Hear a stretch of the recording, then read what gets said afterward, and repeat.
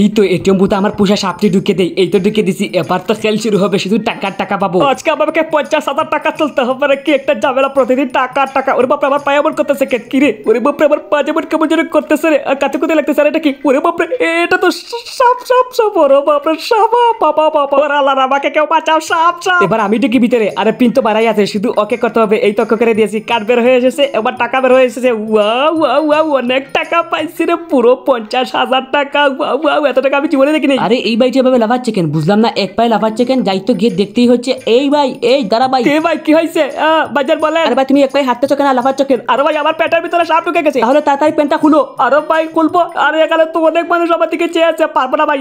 আপনার কাছে আর কোনো উপায় থাকলে তাড়াতাড়ি এটা বের করুন ভাই, প্লিজ। দাঁড়ান দেখতেছি এক্ষুনি। আপনি সুধা হয়ে দাঁড়ান। এই তো বের হয়েছে। আরেকটু দাঁড়ান, আরেকটু। এই বাপরে। আচ্ছা, আপনি আগে এইটা বলুন, এই সাপটি আপনার প্যান্টের ভিতরে ঢুকলোটা কিভাবে? এটিএম বুথের ভিতর থেকে ঢুকেছিল, আমি তো কার্ড ঢুকেছিলাম এবং 50,000 টাকা বের করে চিন্তা করলাম। ওরে বাপরে, আমার টাকা।